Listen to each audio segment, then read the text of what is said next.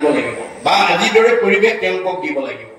দৈৱ বশে যদি সাধুৰ সংগ পায় নিশ্চয় জানা তাহাৰ স্বভাৱ দূৰ হয়। আজিৰ দৰে সাধুৰ সংগ পোৱাৰ লগে লগে বেয়া মানুহ ভাল হৈ যাব, বেয়া মানুহ ভাল হৈ যাব। সেইকাৰণে আজিৰ দৰে পৰিৱেশ আমি দিব লাগিব। আৰু সেই কথাখিনি গকুল বাকে অনুভৱ কৰি কৈছে যে জগতৰ পূজ্য যিটো দৈৱকী কুমাৰ যাক নাপাই প্ৰাণ ফুটে সদায় আমাৰ তাহানৰ দেখিব পাদ পংকজ দুটয় আদি জন্ম সামফল মিলিবে মহোদয়। যিটো জগতৰ আত্মা ভগত বান্ধ বুলিলা প্ৰবোধ কৰি আমাক বান্ধ। গতিকে ভগৱন্তই সদায় ভকতক প্ৰবোধ দিয়ে, শান্তি দিয়ে। এই তিনিটা আখৰ বাদেও আৰু কিবা গুণ আছে নেকি অৰ্জুনে প্ৰশ্ন কৰিছিল ভগৱন্তক। অৰ্জুনে বলন্ত প্ৰভু শুনা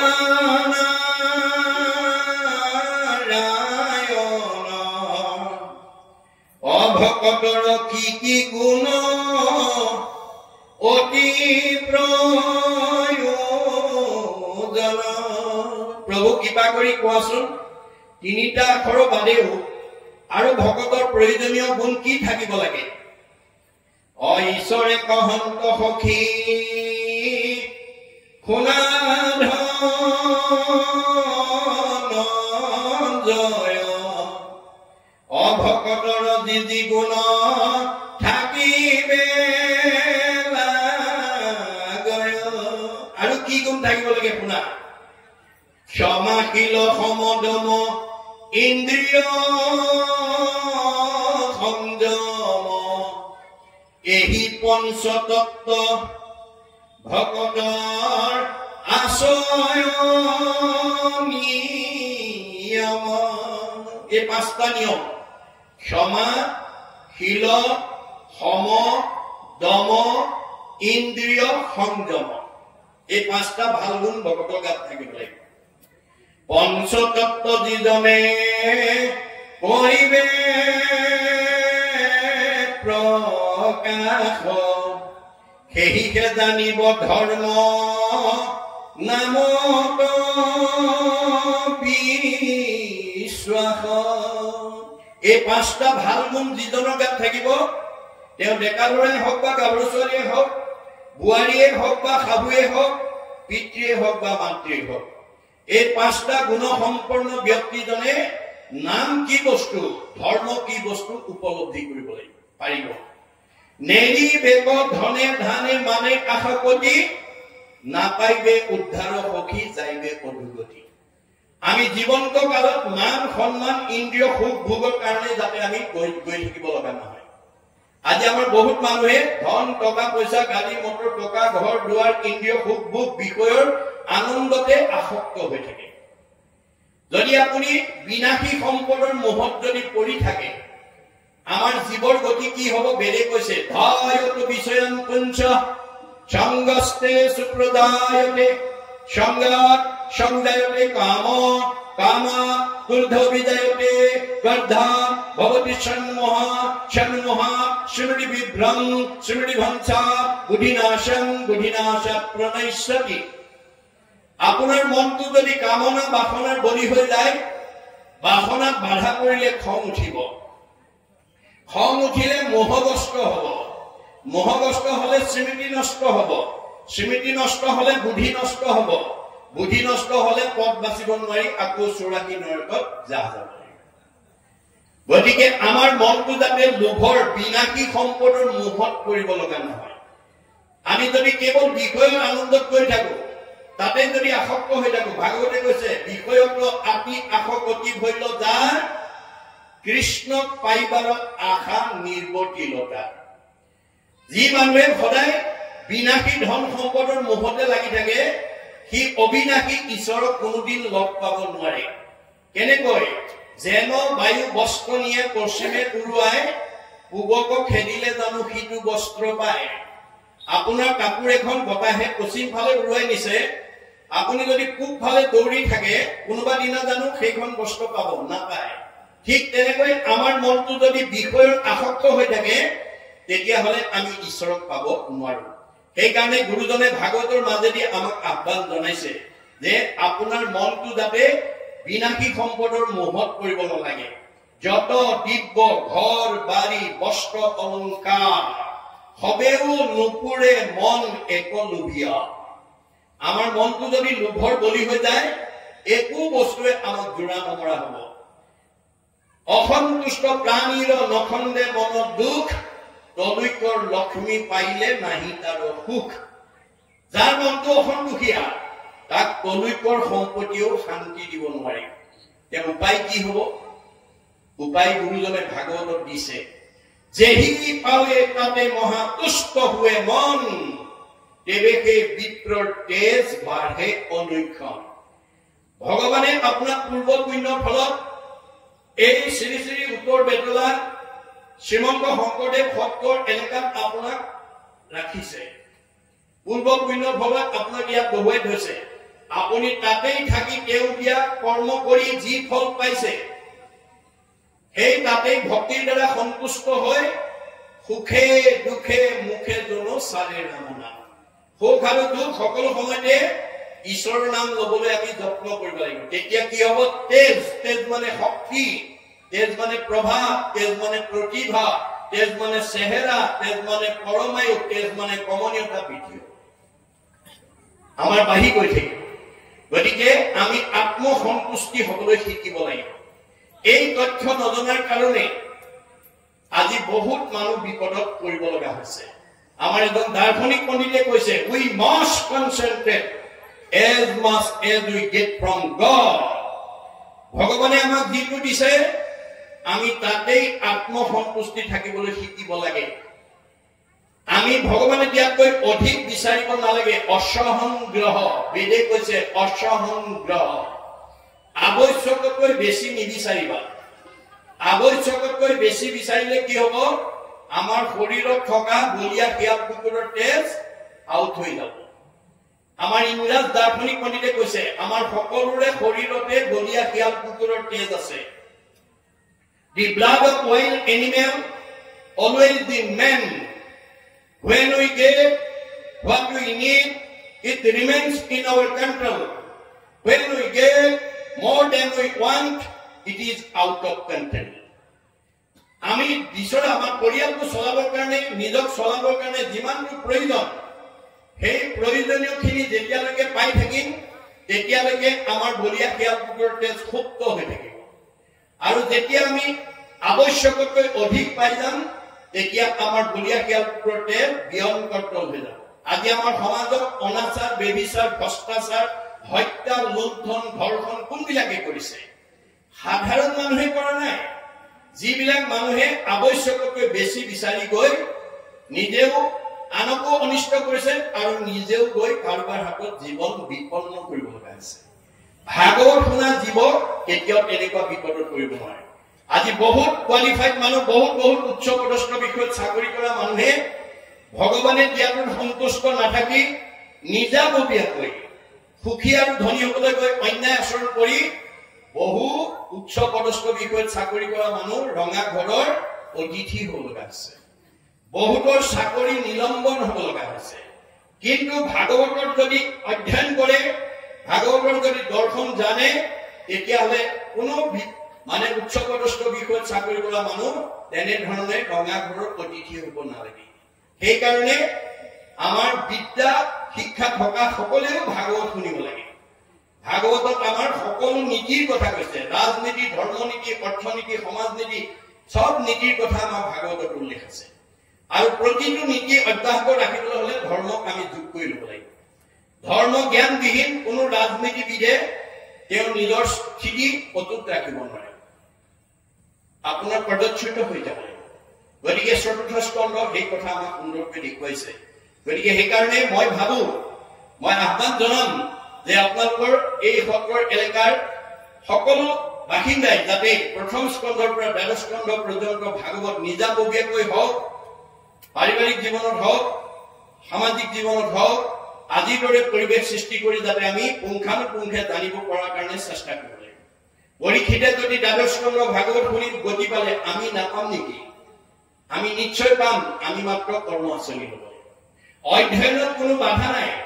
ডেকা ল'ৰা গাভৰু ছোৱালী মাইকী মানুহ মতা মানুহ শৰণীয়া অশৰণীয়া দাড়ি থকা সকলোৱে অধ্যয়ন কৰিব পাৰে অধ্যয়নত বাধা নাই নিয়ম কেৱল আনুষ্ঠানিকতাত আছে গতিকে অধ্যয়নৰ ক্ষেত্ৰত হৰি নামক কীৰ্তনত নাহিকে নিয়ম একো এতেকে ধৰ্ম মাজে খাৰ মনত ৰাখিব কথা গতিকে আমাৰ এটাই ধৰ্ম আছে যিটো আমি সকলোৱে সাৰ্বজনীন ভাৱে আমি আচৰণ কৰিব পাৰোঁ অন্যবিলাক ধৰ্মত নিয়ম বান্ধি থোৱা আছে বৰ্ণাশ্ৰমৰ ধৰ্মত যাৰ যেন বিধি আছে তাৰেহে কেৱলেই অধিকাৰ হৰি নামক কীৰ্তনত নাহিকে নিয়ম একো এতেকে ধৰ্ম মাজে খাৰ আপুনি দায়ী থকা ল'ৰাটোক পঢ়িবলৈ দিয়ক মাতি আনি পঢ়ক অনানুষ্ঠানিক আলোচনা চক্ৰ তেওঁ অধ্যয়ন কৰিবলৈ দিয়ক তেওঁ নিজেই দাড়ি কাটিবলৈ বাধ্য হ'ব নামঘৰৰ মুখখন কেনেকৈ ৰাখিব লাগে তেওঁ নিজেই বুজি পাব আমাৰ নাম হৃদয়ত আছে মুখে বাদ হৈ থাকে তেওঁ মুখখন আমি কেনেকৈ ৰাখিব লাগে তেওঁ নিজেই বুজি পাব অশৰণীয়া ল'ৰাটোৱে নিজেই সত্ৰত আহি শৰণ ল'ব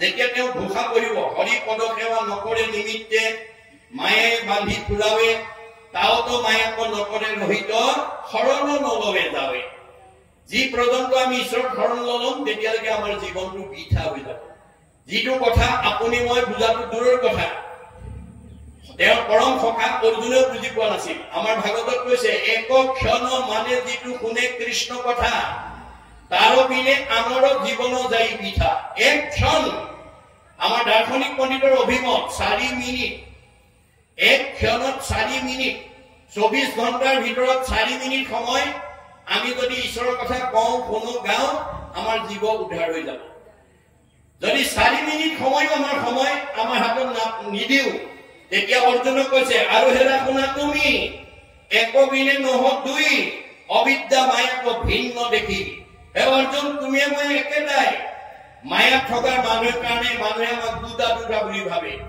মোৰ অংশ জীৱ তুমি মই আত্মা অন্তৰ্যামী এই হেতু তুমি মই সখী তুমি মোৰ অংশ জীৱ অৰ্জুন এই কাৰণে তুমি মই সখী অৰ্জুনৰ লগত যদি সখী আমাৰ লগত হয়নে নহয় আমি তেওঁৰ অংশ জীৱ হয়নে নহয় আমাৰ শাস্ত্ৰত কৈছে তোমাৰে এই অংশ আমি যত জীৱ যাওঁ তোমাৰ মায়াই প্ৰভু বান্ধিলে আমাৰ তেওঁ মায়ে পাই আমাৰ ভাগত শুনিবলৈ নাহো সমাজলৈ নাহো সত্ৰলৈ নাহো ভকতৰ গুৰিলৈ নাহো আমি দাবী কৰিব লাগিব ভগৱন্তক দিও উপদেশ ভজ তোমাৰ চৰণে কৰ্মৰ বন্ধন চিন্ধু শ্ৰৱণ কীৰ্তনে যে শ্ৰৱণ কীৰ্তন কৰি যাতে কৰ্মবন্ধ দুখৰ পৰা আমি মুক্ত হ'ব পাৰো তাৰ কাৰণে আমি ভগৱন্তৰ ওচৰত দাবী কৰিব লাগিব এই তথ্য আমাক ভাগৱতে দিছে গতিকে আমাক মায়াৰ বান্ধোনে যাতে ঈশ্বৰৰ কথা শুনাৰ পৰা আমাক যাতে বঞ্চিত কৰিব নোৱাৰে তাৰ প্ৰতি আমি ভাগৱত শুনিলেহে আমি এই নিয়মৰ কথাবিলাক জানিম ভাগৱত নুশুনা মানুহে নাজানে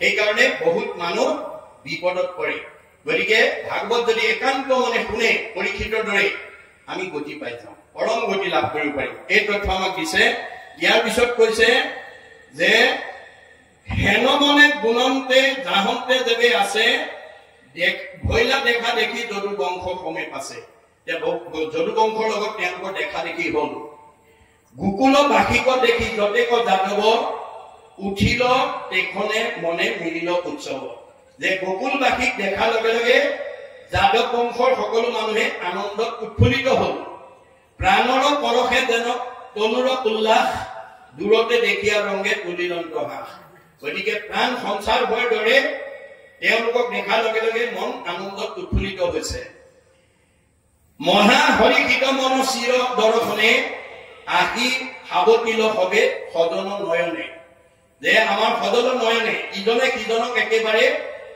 মানে প্ৰেমত গদগদ হৈ সাৱতি ধৰিছে নন্দক দেখিয়া বসুদেৱ গাব চালি প্ৰাণ মিত্ৰ বুলি ধৰিলন্ত আকুৱালি আৰু বসুদেৱে নন্দক সাৱত মাৰি ধৰিছে পাইলা প্ৰীতি আতি নয়নৰ ঝৰে নীৰ প্ৰেমত আকুল ভৈল চিত্ৰ নহিথিৰ ইজনে সিজনক পাই আনন্দত চকুলো বৈ গৈছে আনন্দৰ অশ্ৰু বৈ গৈছে আৰু মন অস্থিৰ হৈ উঠিছে লোককে নিৰুদ্ধ কণ্ঠক বাক্য বাজন হৈ সাৱতা সাৱতি কৰি আছিলন্ত দুই নন্দ আৰু বসুদেৱে ইজনে সিজনক সাৱত মাৰি ধৰি বহু সময়লৈকে কথা কব পৰা নাই মাত গদগদ হৈলে শৰীৰ ৰোমাঞ্চ হৈ গৈছে আৰু চকুৰ অশ্ৰু বাগৰি পৰিছে সাদৰে বসাই নিয়া সুবৰ্ণ আসনে কৰিলা সন্মাননীয় মধুৰ বচনে।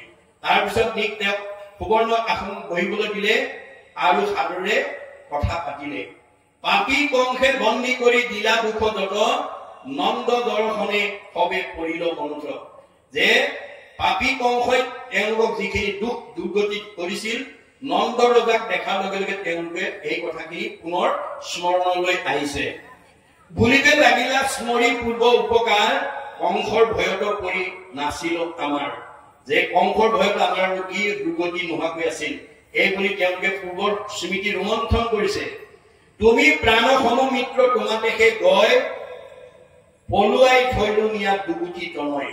যে তুমি মোৰ পৰম বান্ধৱ, তোমাৰ তাত নি মই দুটা ল'ৰা পলুৱাই থলোগৈ। পুত্ৰবতে পালিলা আপুনি অনুদিন সুজানো নযায় সিটো উপকাৰৰ ঋণ। তুমি মোৰ ল'ৰাকেইটা তুলি তালি যি ডাঙৰ দীঘল কৰিলা এই ঋণ মই তোমালোকক কেতিয়াও পৰিশোধ কৰিব নোৱাৰিম। কৰিলো তোমাক মই ভাৰ্যাৰ সংজাত কোন হিত মূৰ নাচৰিলা শিবেলাত। গতিকে ভাৰ্যাৰ আচৰণতো তুমি মোক কোনোদিনে অনাদৰ কৰা নাছিলা। এতেকে বুলন্দ প্ৰেম পৰশিল আতি হলুতক নেত্ৰে স্তম্ভী থাকিল নমাতি। এইখিনি কথা কোৱাৰ পিছত তেওঁ চকুৰ পানী একেবাৰে চলচলীয়া হৈ কোনো মাত দিব নোৱাৰাকৈ স্তম্ভিত হৈ ৰৈছে। নন্দ ধৰি মিত্ৰক বুলিলা প্ৰিয় বাক এতেকে বুলিবে সখী নালাগে আমাক। হ'ব দিয়া, এইখিনি কথা আৰু মোক কব নালাগে।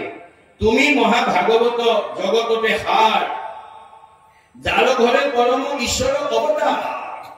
তুমি মহাভাগৱত অৰ্থাৎ মহাভকত যাৰ ঘৰত ভগৱন্ত কৃষ্ণই পুত্ৰৰূপে জন্ম লৈছে। মনত ৰাখিব কথাটো। আমি ভাল সন্তান জন্ম দিবলৈ হলে আমাৰ সদাচাৰ লাগিব, নিয়ম নীতি লাগিব। নিয়ম নীতি নমনা মানুহৰ ঘৰত কেতিয়াও ভাল সন্তান জন্ম দিব নোৱাৰে। নিয়মৰ প্ৰয়োজন আছে। আমাৰ সদাচাৰ বিলাক আমি জানিব লাগিব। মই অলপ আগতে কৈছো 8 প্ৰকাৰ সদাচাৰ। কায়ৰ সদাচাৰ, প্ৰাণ দান ৰক্ষণত আপুনি এনেকুৱা পবিত্ৰ কামত দেহটো লগাব। বাক্যৰ সদাচাৰ, সত্য প্ৰিয় হিত হব লাগিব। সঁচা কথা কব, ভালকে শুনিবলৈ ভাল পোৱাকে কব, প্ৰিয় আনে শুনি ভাল পোৱাকে কব, আৰু হিত আনৰ উপকাৰ হোৱা কথা কব। সত্য প্ৰিয় হিত। কায়ৰ বাক্যৰ সদাচাৰ, মনৰ সদাচাৰ, দয়া প্ৰেম কৰোণা। গমন সদাচাৰ, আমাৰ ভৰিকেইটা যাবলৈ দিছে, যাবলৈ দিয়া বুলিয়ে অগম্যা গমন কৰিব নালাগিব। মানে নেযাবলগীয়া ঠাইলৈ, মদ ভাং ড্ৰাগছ খোৱা ঠাইলৈ যাব নালাগিব, বা অন্য দেৱ দেৱীৰ উপাসনালৈ যাব নালাগিব। গতিকে গলে আমাৰ ভক্তি বেবিচাৰ হব। আমাৰ ভৰিকেইটা আমি যাতে 4 বেৰৰ মাজত ৰাখিব পাৰো তাৰ কাৰণে গুৰুত্ব দিব লাগিব। গমন সদাচাৰ। শৌচ সদাচাৰ, আমাৰ শৌচ 2 প্ৰকাৰ, এটা আধ্যাত্মিক, এটা বাহ্যিকতা। বাহ্যিক শৌচ প্ৰচাৰ কৰি আমি মাটি পানী লৈ চাবোনেৰে গা ধুলে আমাৰ বাহিৰটো শুদ্ধ হব, আৰু ৰাগ দেশ নহলে হৃদয়খন শুদ্ধ হব। গতিকে এইখিনি আমি জানিব লাগিব। শৌচ সদাচাৰ। অন্ন সদাচাৰ, আমাৰ অন্ন কেনেকৈ ৰান্ধিব লাগে আৰু কেনেকৈ খাবলৈ দিব লাগে আজি আমাৰ বহুত আইসকলে নাজানে। আমাৰ বিবাহিত আইসকলক বিয়াৰ দিনাখনে যি প্ৰকাৰে তেওঁ সত্ৰ নিয়মেই হওক, সংঘৰ নিয়মেই হওক বা বেদৰ নিয়মেই হওক, যিকোনো প্ৰকাৰে বিয়া হোৱা কন্যাসকলক বিবাহৰ দিনাখন 7টা প্ৰতিজ্ঞা কৰে। কোনে? স্বামীয়ে। কাক? ভাৰ্যা। পৰৱৰ্তী দাম্পত্য জীৱন, সাংসাৰিক জীৱন, যুগ্ম জীৱন, সামাজিক জীৱন সুন্দৰভাৱে তেওঁলোকে অতিবাহিত কৰিবৰ কাৰণে আইসকলক বিয়াৰ দিনাখনে 7টা প্ৰতিজ্ঞা কৰাইছিল। যে এইটো সপ্তপদী গমন বুলি কোৱা হয়। তাৰে প্ৰথম প্ৰতিজ্ঞাটো কিহৰ ওপৰত কৰিছিল? অন্নৰ ওপৰত। অন্ন আমাৰ মানে বেদত বিধিতেই হওক কিংবা আমাৰ ভাঙনিতেই হওক, আমাৰ দেৱভাষা সংস্কৃতত লিখা বিধিখন আমাৰ বহু অনুষ্ঠানে তাক অসমীয়ালৈ অনুবাদ কৰি সকলোৱে বুজি পোৱাকৈ ব্যৱস্থা কৰিছে। বিশেষকৈ আমাৰ শ্ৰীমন্ত শংকৰদেৱ সংঘই এইটো তেনেকুৱা ব্যৱস্থা কৰিছে। গতিকে একেখিনি কথাকে মাত্ৰ তৰ্জমা কৰিছে, সংস্কৃতৰ পৰা অসমীয়ালৈ তৰ্জমা কৰিছে। কথা একেখিনি। 7টা প্ৰতিজ্ঞাৰ প্ৰথম প্ৰতিজ্ঞাটো অন্নৰ ওপৰত কৰাইছিল। অন্ন লাভৰ কাৰণে তুমি প্ৰথম খোজ আগবঢ়োৱা। এতিয়া কইনাগৰাকীয়ে কৈছিল, আজিৰ পৰা ধন ধান অন্ন ব্যঞ্জন আদি মোৰ অধীন হব। সেই অৰ্থে মই প্ৰথম খোজ আগবঢ়াইছো বুলি উত্তৰ দিশলৈ সোঁভৰিটো এখোজ আগবঢ়াইছিল। এতিয়া 7টা প্ৰতিজ্ঞাৰ ভিতৰত প্ৰথম প্ৰতিজ্ঞাটো অন্নৰ ওপৰত কিয় অগ্ৰাধিকাৰ দিছিল ইয়াৰ কাৰণটো আমাৰ গীতা ভাগৱতত কৈছে যে আমাৰ অন্নমুঠি স্বাভাৱিকতে বিবাহিত কন্যাগৰাকীয়ে ৰন্ধন কৰি স্বামীকে প্ৰমুখ্য কৰি শহুৰ শাহুৰ পৰিয়ালবৰ্গ আলহী অতিথি ভকত বৈষ্ণৱক খুৱায় যে আইগৰাকীয়ে ৰন্ধন কৰি খোৱা অন্নৰ পৰা আমাৰ শৰীৰত 7 ধাতু সৃষ্টি হয় অন্ন খালে প্ৰথমতে ৰসৰ পৰা তেজ তেজৰ পৰা মাংস মাংসৰ পৰা মেদৰ পৰা হাড়ৰ পৰা মজ্জাৰ পৰা সূত্ৰ আৰু সূত্ৰৰ পৰা সন্তান জন্ম হয় গতিকে ব্ৰহ্মৰ উৎস অন্ন পুত্ৰৰ উৎস ব্ৰহ্ম ইটোৰ লগত সিটো নিবিড় সম্পৰ্ক এতিয়া প্ৰশ্ন হ'ল আমাৰ বিবাহিত বা আইসকলে মহিলাসকলে আমাৰ ঘৰৰ পৰিয়াল আলহী অতিথি ভকত বৈষ্ণৱক এনেকৈ অন্ন ৰান্ধি খুৱাব লাগে এই কথাটো আজি বহুত আয়ে নাজানে আমাৰ গীতা ভাগত কৈছে সবে কৃষ্ণক পৰ জানিবা নিশ্চয় অৰ্পণা নহলে কিছু ফল নধৰয় আইসকলে ৰান্ধিবলৈ নিয়া চাউল মুঠি ধোৱাৰ আগতে এমুঠি চাউল হাতত তুলি লৈ গুৰু দেৱ নাম ভগতত লাগিবৰ্থে বা ভগৱন্তত লাগিবৰ্থে অৰ্পণ কৰা হ'ল কৃষ্ণ এই বুলি এটা শুদ্ধ পবিত্ৰ পাত্ৰত এমুঠি চাউল কৃষ্ণ মন্ত্ৰ উচ্চাৰণ কৰি থব লাগে বাকিখিনি সুন্দৰকৈ ভক্তিভাৱে ধুই পখালি ৰন্ধন কৰিব লাগে ৰন্ধনৰ পিছত খাবলৈ দিওঁতেও কৃষ্ণ মন্ত্ৰ উচ্চাৰণ কৰি দিব লাগে স্বামীকে দিয়ক বা শহুৰ শাহুৰকে দিয়ক পৰিয়ালকে দিয়ক বা আলহী অতিথিকে দিয়ক আমাৰ শাস্ত্ৰত কৈছে কৃষ্ণ মন্ত্ৰ হীন দ্ৰব্য মতি তাৰ দুষ্টা অন্ন জল ফুৰাটা কুকুৰৰ বিষ্টা যিগৰাকী আয়ে অন্ন খাবলৈ দিওঁতে কৃষ্ণ খাওক বুলি নকয়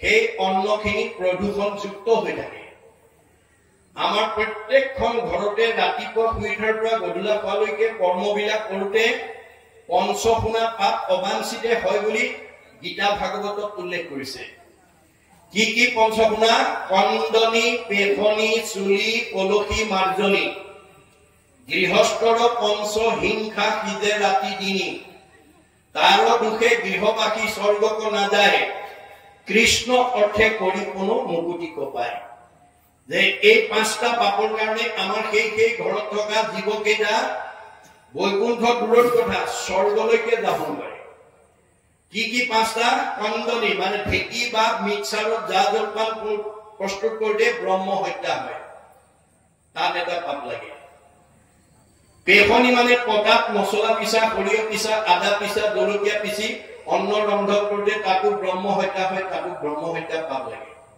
চুৰি মানে জুহালত বা গেছত ৰন্ধনশালাত অন্ন প্ৰস্তুত কৰোঁতে তাতো ব্ৰহ্ম হত্যা হয় তাতো পাপ হয় কলসী মানে কলহ বা কোনো পাত্ৰত পানী আনিলে চকুৰে মনিব নোৱাৰা জীৱাণু আহে গৰম কৰি মাৰি পেলোৱা হয় তাতো পাপ লাগে মানে ঠাই ঘৰ মচা পোচা সৰা পোচা কৰোঁতে ফুটা বাঢ়নি জাৰুত লাগি বা হাতত মচিয়ামতে লাগি চকুৰে মনিব নোৱাৰা জীৱাণু মাৰি থৈ অহা হয় এই 5টা পাপ অবাঞ্ছিতে হয় তাৰ দুখে গৃহবাসী সেইখন ঘৰত বাস কৰা জীৱকেইটা স্বৰ্গক নাযায় স্বৰ্গলৈকে নাযায় বৈকুণ্ঠটো দূৰৰ কথা কৃষ্ণ অৰ্থে কৰি কোনো মুকুতি কপায় আইগৰাকীয়ে যদি কৃষ্ণ মন্ত্ৰ কৃষ্ণ সংস্কৃতি অৱলম্বন কৰি যদি অন্ন ৰান্ধিব পাৰে আৰু দিব পাৰে কৃষ্ণ বুলি এমুঠি চাউল খোৱাৰ লগে লগে আমাৰ শাস্ত্ৰত কৈছে হৰি নাম হুতাসন পাপ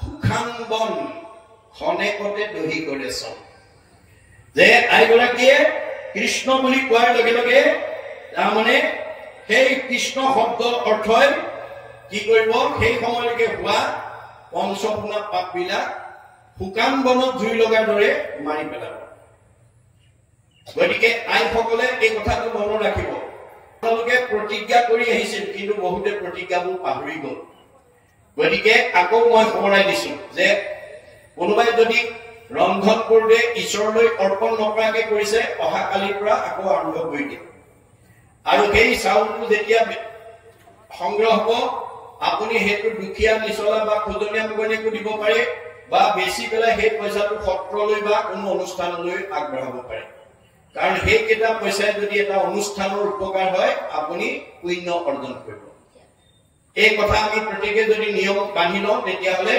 এই সত্ৰখন আৰ্থিক দিশত আগবাঢ়ি যোৱাত যথেষ্ট সহায়ক হ'ব।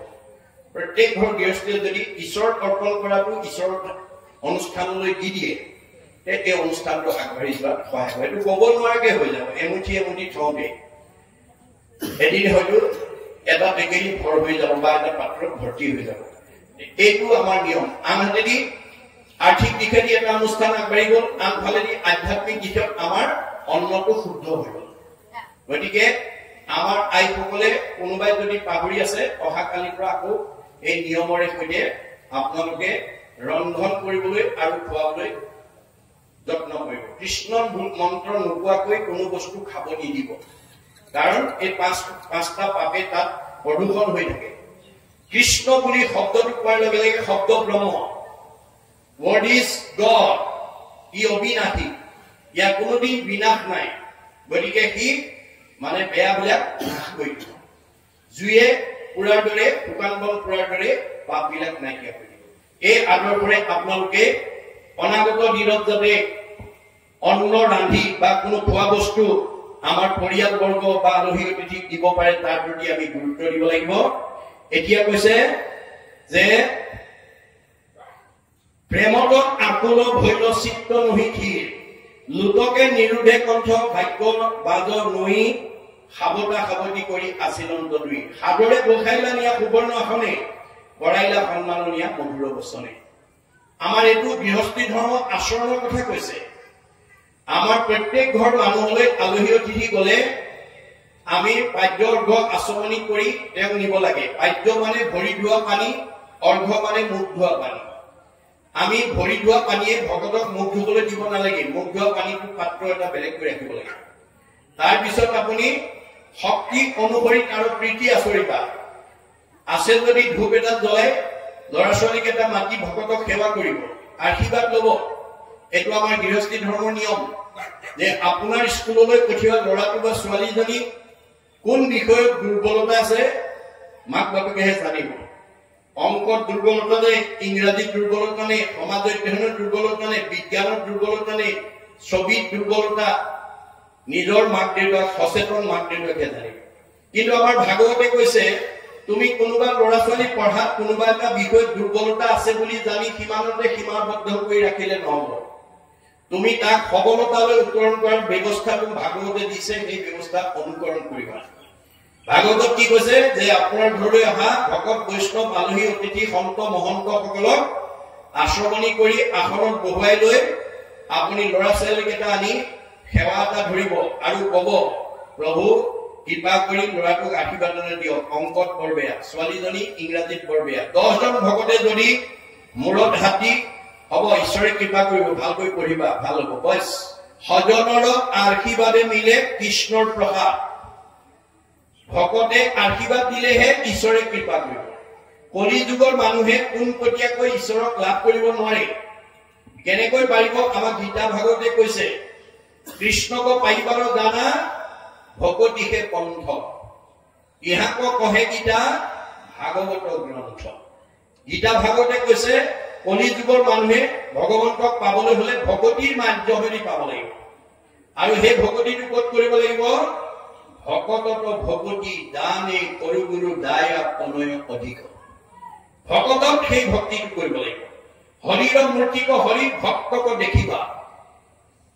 এতিয়া কাৰো ঘৰলৈ কৃষ্ণ আহি অ হৰি অ ৰাম বুলি নকয়, অ হৰি হৰতি পাপ ইতি হৰি। আমাৰ ভকতে অ হৰি কি বুলি কি কাৰণে কয়? ভগৱানক কয় প্ৰভু এইখন ঘৰৰ পৰিয়ালৰ সকলো পাপবিলাক তুমি হৰণ কৰি লৈ যোৱা। অ ৰাম, ৰাম নামত ৰমণ কৰি চৈতন্য কৰি ৰাখা। আমাৰ বহুত মানুহ জড় হৈ আছে। কপিলে মাকক কৈছে মা তুমি জীয়া মানুহৰ দৰে থাকিবলৈ শিকিবা। মাকে কৈছে বোপাই মৰা মানুহ আছে নেকি? মা মৰা মানুহৰ সংখ্যা এতিয়া পৰিয়ালত সমাজত পৰিৱেশত বেছি। আমাৰ এতিয়া সমাজত পৰিয়ালত মৰা মানুহৰ সংখ্যা বেছি। কোনবিলাক মৰা মানুহ? সাধুৰ সংগে কৃষ্ণ কথা নুশুনে যি নৰ, জীৱন্ততে মৰা সিটো অধম পামৰ। আজিৰ দৰে ভাল সমাজত আহি ভাল কথা শুনি মনটো ভাল লগা কথা শুনিবলৈ যি মানুহ নাহে সি বেয়া কথাই শুনিব লাগিব। ভগৱানৰ সৃষ্টি দুটা, এটা ভাল এটা বেয়া, এটা দিন এটা ৰাতি, এটা পোহৰ এটা আন্ধাৰ, এটা সুখ এটা দুখ, এটা ভক্তি এটা মায়া। আপুনি যদি পোহৰত নাহে আপুনি আন্ধাৰত থাকিব লাগিব। আপুনি ভাল কাম নকৰিলে বেয়া কাম কৰিবই লাগিব, যিকোনো এটাত থাকিবই লাগিব। কিন্তু আমাৰ ভাগৱতে কৈছে বেয়া এৰি ভাল নহয়। ভগৱানে যদিও আন্ধাৰ আৰু পোহৰ সৃষ্টি, আন্ধাৰত নাথাকিবা, উজুতি খাবা, পোহৰলৈ আহা, অৰ্থাৎ ভক্তি মাৰ্গলৈ আমাক আহিব কৈছে। ভক্তি মাৰ্গলৈ নহা পৰ্যন্ত আপুনি সুখেৰে জীৱন অতিবাহিত কৰিব নোৱাৰিব। এই তথ্য আমাক দিছে। গতিকে বুলিবে লাগিলা স্মৰি পূৰ্ব উপকাৰ, কংসত ভয় কৰি নাছিল আমাৰ, তুমি প্ৰাণ সমমিত্ৰ তোমাৰ দেখে পাই, পলুৱাই থলো নিয়া দুগুটি তনয়, পুত্ৰবতে পালিলা আপুনি অনুদিন, সুজন নযায় সেইটো উপকাৰ, তোমাৰ ঋণ মই পৰিশোধ কৰিব নোৱাৰো। গতিকে এতেকে বুলন্ত প্ৰেমে পৰহিল আতি, হলুতক নেত্ৰে স্তম্ভি থাকিল নমাতি। এইখিনি কথা কৈ সুকে খুন্দা মাৰি ধৰিছে আৰু মাতিব নোৱাৰা হৈছে। নন্দ ধৰি মিত্ৰক বুলিলা প্ৰিয় বা, এতেক বুলিবে সুখী নালাগে। আমাক আৰু কব নালাগে, তুমি মহাভাগৱত সমস্ত জগততে সাৰ, যাৰ ঘৰে পৰম ঈশ্বৰ অৱতাৰ। তুমি মহাভক্ত হোৱাৰ কাৰণে তোমাৰ ঘৰত এই ঈশ্বৰ পুৰুষে পুত্ৰ ৰূপে জন্মগ্ৰহণ কৰিছে। তুমি সম ভাগ্যৱন্ত কলিকত নাই, তোমাৰো সাধিবে প্ৰীতি কত পুণ্য পায়। গতিকে তোমাৰ দৰে লোকক লগ পালে আমাৰ পুণ্য সাধন হয়। ভকতৰ পদধূলিয়ে আমাৰ ঘৰখনলৈ পুণ্য নমাই আনে, পাপ দূৰ কৰে, মনত ৰাখিব। সেইকাৰণে আমাৰ প্ৰত্যেকখন ঘৰতে ভকতৰ পদধূলি পাৰিলেতো সদায় কৰিব লাগে, নোৱাৰিলে সপ্তাহত, নোৱাৰিলে পষেকত, নোৱাৰিলে মাহেকত, নোৱাৰিলে 3 মাহত, নোৱাৰিলে 6 মাহত, নোৱাৰিলে বছৰেকত এবাৰ হলেও আমাৰ প্ৰত্যেকৰ ঘৰতে ভকতৰ পদধূলি কৰিব লাগে। তেতিয়াহে ঘৰখন পাপমুক্ত হয়। যাহাৰ গৃহত নুহি উপগত, একান্ত হৰি ভগত, তাৰ গৃহ ছয় সৰ্পৰ আলয়, মহন্তৰ ইটো মত। পৃথু প্ৰভুৱে 4ৰ্থ স্কন্ধত এই কথা কৈ গৈছে যে আমাৰ গৃহত যদি ভকতৰ পদধূলি নপৰে আমাৰ ঘৰখন অপবিত্ৰ হৈ থাকে। মাধৱদেৱে সেইকাৰণে ভগৱন্তক প্ৰাৰ্থনা জনাইছিল, টকা পইচা বিচাৰি নহয়, কৃপাৰ সাগৰ দেৱকী নন্দন, পুৰী ও মনৰ কাম, ভকতৰ সংগ সদানো বুচুক, মুখে তোৱা গুণ নাম। মোক ধন টকা পইচা নালাগে, ভকতৰ সংগ লাগে। ভকতৰ পদধূলিয়ে আমাৰ ঘৰ পবিত্ৰ কৰে। ভকতে ভগৱতৰ নাম লোৱাৰ লগে লগে পাপ বিনাশ হৈ যায়। এই কথাটো আমি প্ৰত্যেক গৃহস্থীয়ে আমি উপলব্ধি কৰিব লাগিব। আৰু তেওঁ কৈছে, কিনো ভাগ্য ভৈল তুমি মোৰ মহামিত্ৰ, আজিহে জানিলো ভৈল পৰম পবিত্ৰ। তেতিয়া বসুদেৱে নন্দক উদ্দেশ্যি কৈছে যে তোমাৰ উপস্থিতিয়ে মোৰ আজি ঘৰখন পবিত্ৰ কৰিলে।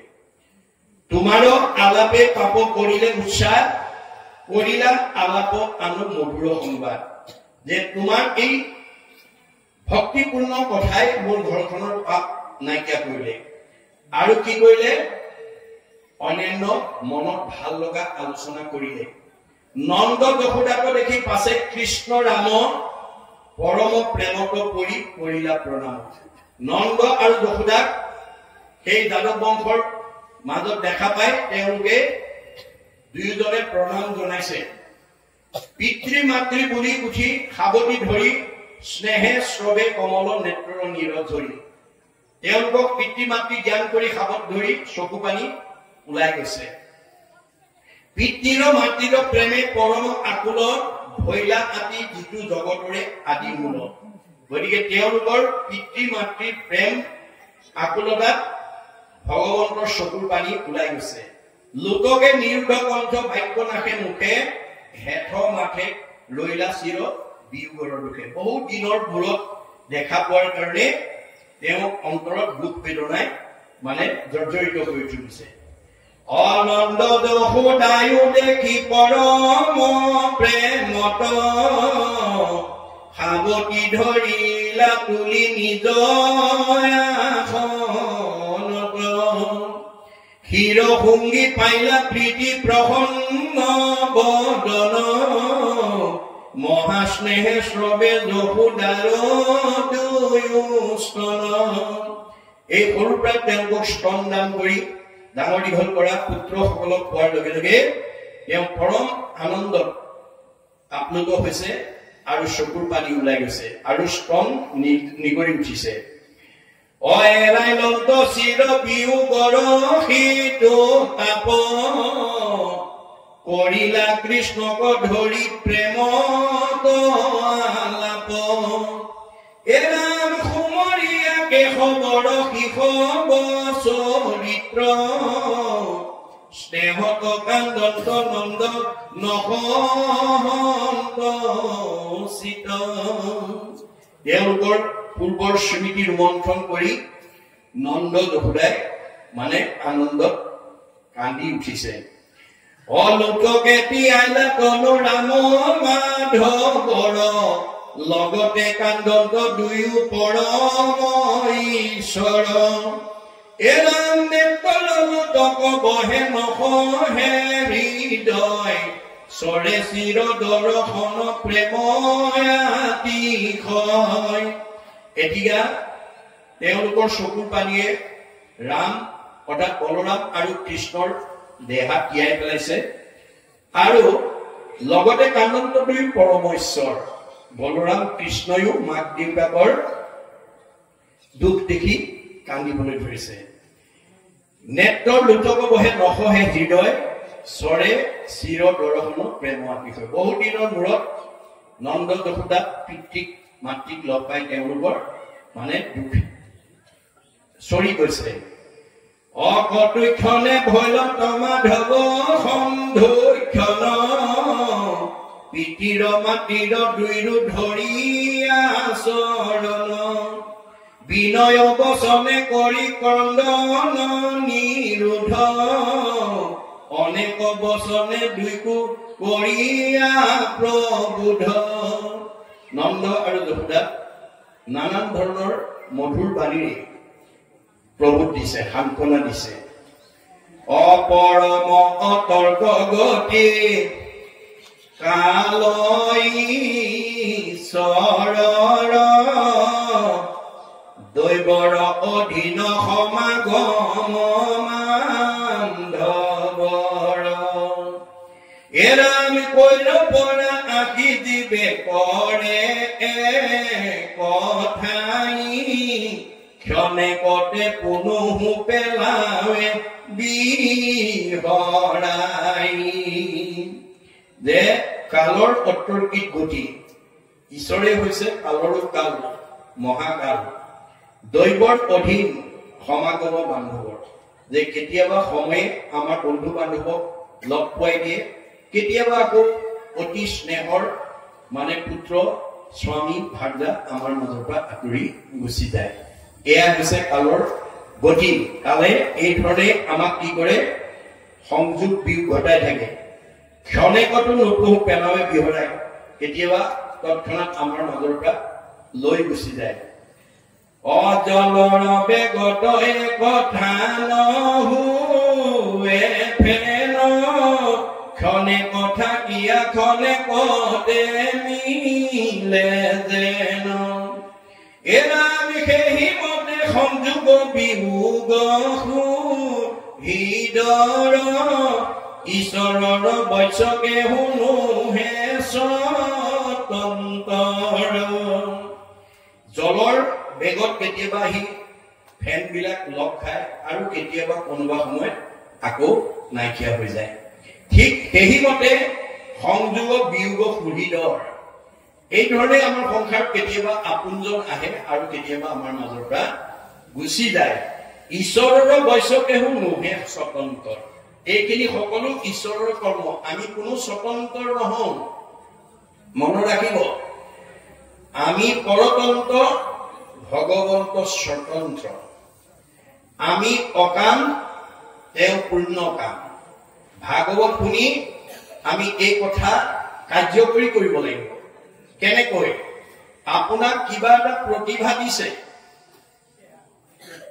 কি প্ৰতিভা দিছে আপুনিহে জানে আপোনাক ডাক্তৰ কৰি পঠিয়াইছে নে, ইঞ্জিনিয়াৰ কৰি পঠিয়াইছে নে, প্ৰবক্তা কৰি পঠিয়াইছে, অধিবক্তা কৰি পঠিয়াইছে, জ্ঞানী কৰি পঠিয়াইছে নে, সাহিত্যিক কৰি পঠিয়াইছে নে, কবি কৰি পঠিয়াইছে নে, ব্যৱসায়িক পঠিয়াই নে, খেতিয়ক কৰিছে, আপুনিহে জানিব। আমাক প্ৰত্যেককে কিবা নহয় কিবা এটা প্ৰতিভা ভগৱানে দিছে, কিন্তু সেই প্ৰতিভাটো বাস্তৱ ৰূপায়ণ কৰিবলৈ যাওঁতে আমি ভগৱানক চিন্তা নকৰাকৈ কোনো কৰ্মত অগ্ৰগতি হ'ব নালাগে। মনত ৰাখিব কথাটো। আমি দৈনন্দিন জীৱনত কৰা কৰ্ম আৰু যাত্ৰাৰ লক্ষ্য উদ্দেশ্য থাকে। আপুনি কৰবালৈ যাত্ৰা কৰি ওলাইছে, আপোনাৰ এটা লক্ষ্য বা উদ্দেশ্য থাকে। এটা লক্ষ্য বা উদ্দেশ্য নথকা কোনো যাত্ৰা কোনো মানুহে নকৰে। আপুনি দৈনন্দিন কিবা এটা কৰ্ম কৰিছে, কৰ্মৰ এটা আশা বা বাসনা জড়িত হৈ থাকে। কামনা বা বাসনা নোহোৱা কাম কোনো মানুহে কৰিব নকৰে। এতিয়া প্ৰশ্ন হল যে আপুনি কৰা কামৰ যিটো কামনা বা বাসনা, আপুনি কৰবালৈ যাত্ৰা কৰি ওলোৱাৰ যাত্ৰাৰ যি লক্ষ্য বা উদ্দেশ্য কোনে পূৰণ কৰিব? ভগৱানে কৈছে মই কৰিম, মই পূৰ্ণ কাম, তুমি অকাম, মই স্বতন্ত্ৰ, তোমালোক পৰতন্ত্ৰ। তোমালোকে বহুত দিনৰ পৰা কৰবালৈ যাম বুলি ভাবি থাকিলেও নিৰ্দিষ্ট দিনা যাব নোৱাৰিব পাৰা যদি মই যাব নিদিওঁ। খাম বুলি বাঢ়ি লোৱা ভাত কাঢ়িও খাবলৈ নাপাব পাৰা যদি মই খাব নিদিওঁ। শুম বুলি পাৰি লোৱা বিচনাখনতো শুবলৈ নাপাব পাৰা যদি মই শুব নিদিওঁ। এনেকুৱা এটা ইনফৰমেশ্যন আহিব বিচনা পৰাতে থাকিলে আকৌ দৌৰিবলৈ পাব। গতিকে ভগৱন্তৰ স্বতন্ত্ৰ, আমি পৰতন্ত্ৰ। গতিকে আমাৰ কামনাবিলাক ভগৱন্তই পূৰণ কৰিব। এই কথা নাজানি আজি আমাৰ সমাজত বহু মানুহে নিজাববীয়াকৈ আনক দুখ কষ্ট দি হলেও নিজে সখী হোৱা বিচাৰে, নিজে ধনী হব বিচাৰে, নিজৰ ধনৰ বলত, নিজৰ বুদ্ধিৰ বলত, নিজৰ অৰ্থৰ বলত কাম কৰিছো বুলি আমাৰ সমাজত কাম কৰা মানুহৰ সংখ্যা বেছি। কিন্তু আমাৰ ভাগৱতে কৈছে তুমি কোনো দিনেই কোনো কাম মই কৰিছো বুলি নাভাবিবা। তুমি নিমিত্তহে, ভগৱন্তৰ হৃদয়ত থাকি যিটো কৰাই সেইটোহে তুমি কৰিবা। হৃদিস্থিত হোৱা তুমি যেন কৰাই বাহা স্বামী হৃষিকে পৰিপূৰ্ণ। মই কৰিছো বুলিলে অহংকাৰ হৈ যাব, আৰু অহংকাৰ হলে আমাৰ জীৱনলৈ পতন নামি আহিব। এই ভাগৱত দৰ্শন নাজানি স্বতন্ত্ৰভাৱে আমাৰ সমাজত কাম কৰিবলৈ যোৱা মানুহৰ সংখ্যা এতিয়া বেছি হৈ আছে। গতিকে ভাগৱত শুনি এইটো কমাব লাগিব। মানে আপুনি নিজাববীয়াকৈ ভগৱানে দিয়া অৱস্থাটোতকৈ নিজে বেছি ধনী মানি সুখী হব কাৰণে কাৰোবাক যদি দুখ আঘাত অন্যায় কৰি আপুনি ধনী হব খোজে, তেতিয়াহলে আপোনাৰ নিজা শক্তিৰে সেইটো কেতিয়াও সফল হব নোৱাৰিব। সুখ বিচাৰি পাব দুখৰ উপৰি দুখ। গতিকে আমি কোনো কৰ্মক্ষেত্ৰত নিজৰ ভাৱনাৰে সৈতে আনক দুখ কষ্ট দি নিজে সুখী হব নিবিচাৰিব। কাষৰ পৰিয়ালটো সীমা ঘৰীয়া মানুহক অন্যায় কৰি আপুনি সুখী হব নিবিচাৰিব। আপুনি কৰিব পাৰিব, কিন্তু আপোনাৰ কি হব? পাপ হব। কাৰোবাক যদি দুখ দিয়ে, ভগৱানে কৈছে কাক দুখ দিবা? চবতে মই আছো। যত দেখা ভূত প্ৰাণী সবাহাকে বিষ্ণু মানি, হিংসা এৰি কৰা উপকাৰ। মই চবতে আছো, কাক হিংসা কৰিবা? হিংসা কৰিলে তোমাৰ পাপ হব। পাপ হলে তোমাৰ জীৱনলৈ দুখ দুৰ্গতি আহিব আৰু আয়ু কমি যাব।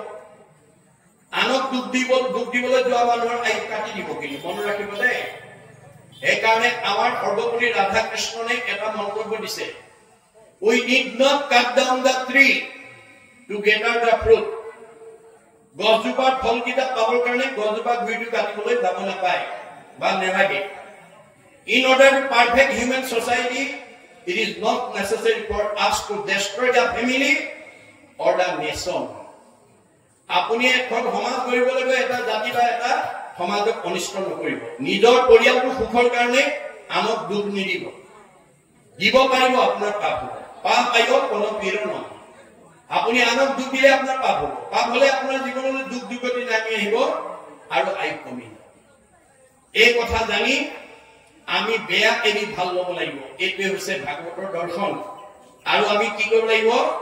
পৰৰ সুখত সুখী হ'ব লাগিব। নেদু কাকো লজ্জা, নকৰো পৰাংমুখ, পৰ দুখে দুখী, পৰ সুখে পাওঁ সুখ। আমাৰ স্বভাৱটো কেনেকুৱা হ'ব লাগিব? পৰৰ দুখ দেখিলে মোৰ দুখ লাগিব লাগিব আৰু পৰৰ সুখত মই আনন্দ পাব লাগিব। এইটো হৈছে মহন্ত বা ভগতৰ স্বভাৱ। এতিয়া আমাৰ কি হয়? পৰৰ দুখত আমি আনন্দ কৰো, পৰৰ সুখ দেখিলে হিংসা কৰো। এইটো স্বভাৱ এৰিব দেই। আনৰ উন্নতি দেখি কেতিয়াও আপুনি হিংসা নকৰিব। আমাৰ ভাগৱতৰ দশম স্কন্ধত কৈছে, ভগৱন্তই কৈছে, অপৰৰ সম্পদ দেখি মৰে যিটো চক্ষু কৰি, তাৰ আশা সবে হুৱে নষ্ট। অ তোমাক বিমুখ হইলে একো আত সুখ নাই, মিছা সবে যত কৰে কষ্ট। আপুনি যিমান শিলত মূৰে চাৰি কৰ্ম নকৰক, যিমান মানে কৰ্ম কৰি ধন উপাৰ্জন নকৰক, আপোনাৰ হৃদয়ত যিদিনালৈকে পৰহিংসা ভাৱ থাকিব, সেই দিনালৈকে আপোনাৰ মনৰ কামনা ঈশ্বৰে পূৰণ নকৰে। কাৰণ ঈশ্বৰ আমাৰ চবৰে হৃদয়তে আছে। আপুনি কি ভাবিছে, কি কৰিছে, চব তেওঁ দেখি আছে। আমাৰ মাধৱদেৱে কৈছে, তুমি মোক ভাণ্ডা, তোমাক মই ভাণ্ডু। চৈধ্যয় সাক্ষীক ভাণ্ডিবা কোনো উপায়। আমাৰ লগত 14জন সাক্ষী থৈছে ভগৱন্তই। এইকেইজনক আমি ঠগিব নোৱাৰো। চৈধ্যয় ভুৱনে লোক আছে যত মানে, সবাহাৰে ন্যায় নীতি দেখে বিদ্যমানে। চিত্তগুপ্ত নামে দুই লিখক নিৰ্ভয়, সবাহাৰে পাপ পুণ্য তেৰেজ কৰয়। গুপুত পাপক গুপ্ত লিখকে লিখয়, দেখা মানে পাপ চিত্ৰ লিখন্ত নিশ্চয়। 14জন সাক্ষী তাৰো থাকয় লগত, ভাণ্ডিবে নোৱাৰে পাপ পুণ্য আছে যদি। আপুনি মোৰ চকুত ধূলি মাৰিব পাৰিব, ময়ো আপোনাৰ চকুত ধূলি মাৰিব পাৰিম। আপুনি মোক ফাঁকি দিব পাৰিব, ময়ো আপোনাক ফাঁকি দিব পাৰিম, কিন্তু 14জনক নোৱাৰিব। আমাৰ 14জন দেৱতা সাক্ষী ৰূপে ভগৱানে নিয়োগ কৰি থৈছে আমাৰ শৰীৰত। চকুৰ লগত সূৰ্য দেৱতা, কাণৰ লগত দগদিকপাল, নাকৰ লগত অশ্বিনী কুমাৰ, মুখৰ লগত অগ্নি দেৱতা, জিভাৰ লগত বৰুণ দেৱতা, ছালৰ লগত বায়ু দেৱতা, হাতৰ লগত ইন্দ্ৰ দেৱতা, ভৰিৰ লগত বিষ্ণু দেৱতা। আমাৰ ভৰিত বিষ্ণু আছে কাৰণে আমি ভৰিত সেৱা কৰো। গুহ্যৰ লগত মিত্ৰ দেৱতা, লিংগৰ লগত প্ৰজাপতি, বুদ্ধিৰ লগত ব্ৰহ্মা, চিত্ৰৰ লগত বাসুদেৱ, মনৰ লগত চন্দ্ৰ, অহংকাৰৰ লগত ৰুদ্ৰ। এই 14জন সাক্ষী আমাৰ লগত আছে। আৰু চিত্ৰগুপ্ত নামে 2জন কেৰেণী নিয়োগ কৰি থৈছে। চিত্ৰই দেখা পাপ বিলাক লিখে, গুপ্তই নেদেখা পাপ বিলাক লিখে। আপোনালোকে চবেই মোৰ ফালে চাই আছে, মই ব্যাখ্যা কৰি আছো, মই ভাবিছো চবেই ঠিকেই চাই আছে। পিছে কোনোবাই কোনোবাই মোৰ ফালে চাই আছে, মনে মনে অন্য চিন্তা এটা কৰি আছে। ঘৰত এই থৈ অহা ব্যৱসায়টোৰ কথা ভাবিছে, কোনোবাই ল'ৰা ছোৱালীকেইটাৰ কথা ভাবিছে, কোনোবাই বিষয়ৰ চিন্তা এটা কৰি আছে মনতে। তেতিয়া গুপুত কেৰেণীয়ে লগে লগে নম্বৰ কাটি দিব আপোনাৰ। আপুনি যদি ভাগৱত শুনাৰ পৰা যদি বিষয়ৰ চিন্তালৈ মনটো লৈ গৈছে, লগে লগে আপোনাৰ নম্বৰটো কমাই দিব। গতিকে আমি যদিও লক্ষ্য একেটা লৈ আহি ইয়াত বহি আছো, আমাৰ পুণ্যৰ নম্বৰ কম বেছ হৈ যাব পাৰে, কম বেছ হৈ যাব পাৰে। মনত ৰাখিব, বাস্তৱত যদি আমি চাওঁ, একেখন স্কুলৰে মেট্ৰিকৰ ছাত্ৰ ছাত্ৰী, একেকেইজন মাষ্টৰে পঢ়ায়, একেখন প্ৰশ্ন কাকতৰ উত্তৰ লিখি কোনোবাই ষ্টেম্প কৰে, কোনোবাই ডিষ্টিংশ্যন পায়, কোনোবাই ষ্টাৰ পায়, কোনোবাই লেটাৰ পায়, কোনোবাই ফাৰ্ষ্ট ডিভিজন, কোনোবাই ছেকেণ্ড ডিভিজন, কোনোবাই থাৰ্ড ডিভিজন, কোনোবাই ফেইল কৰে। ৰহস্য ক'ত? এই ৰহস্য ভেদ কৰিবলৈ আহিব।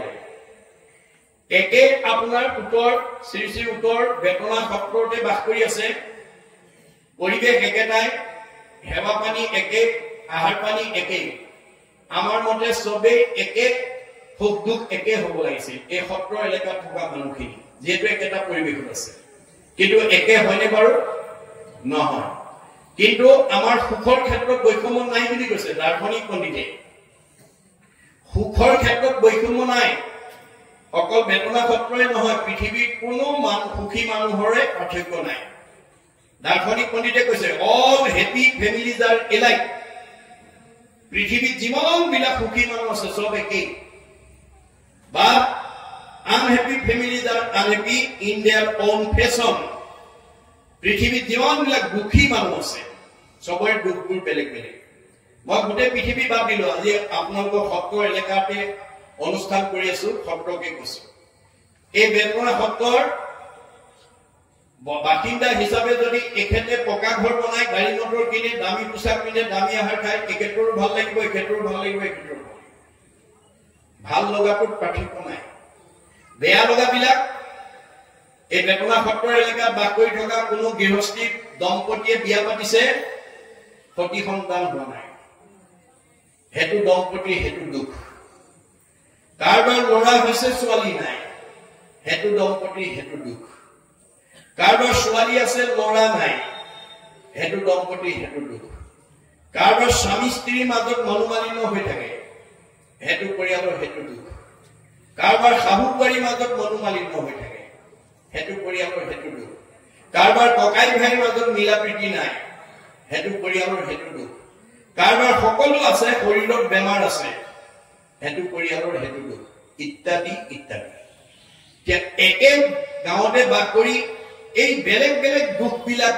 আমি কিয় ভোগ কৰিব লগা হয় ইয়াৰ ৰহস্য ক'ত আমি সদায় দুখেই ভুগি থাকিম নে জীৱনক সুখলৈ উত্তৰণ কৰিব পাৰিম এই কথা ভাগৱতে কৈ আছে সেইকাৰণে ভাগৱত শুনিবলৈ আহিব লাগে অৰ্থাৎ আমাৰ কৰ্মফলক তিনিটা ভাগত বিভক্ত কৰিছে প্ৰাৰব্ধ আৰব্ধ অনাৰব্ধ প্ৰাৰব্ধ মানে পূৰ্ব জন্মৰ আমাৰ যিবিলাকে পুণ্য লৈ শ্ৰী শ্ৰী বেতনা সত্ৰত বসবাস কৰি আছে এলেকাত সি চবতকৈ ওপৰত থাকিব যি বেছি পুণ্য লৈ আহিছে যি মধ্যম পুণ্য লৈ আছে সি মধ্যমত থাকিব আৰু যি কম পুণ্য লৈ আহিছে সি কমত থাকিব আপোনাৰ পুণ্যৰ অনুপাতেহে ভগৱানে আপোনাক অৱস্থান কৰিব এক বিন্দু ইফাল সিফাল কৰিব নাই ভগৱানৰ হাততো আপোনাক উঠা নমা কৰাৰ অধিকাৰটো নাই পৰীক্ষকে ছাত্ৰ ছাত্ৰীয়ে লিখা প্ৰশ্নৰ উত্তৰৰ ওপৰত পোৱা নম্বৰৰ ওপৰতহে উপাধিটো দিব পাৰিব এও ষ্টেণ্ড কৰিছেনে ডিষ্টিংশ্যন পাইছে ষ্টাৰ পাইছেনে লেটাৰ মাৰ্ক পাইছে তেওঁ পোৱা মাৰ্কৰ ওপৰতহে তেওঁ উপাধি নিজাববীয়াকৈ মই এওঁক ষ্টেণ্ড কৰা বুলি কৈ দিওঁ বুলি নোৱাৰিব সেইটো অধিকাৰ নাই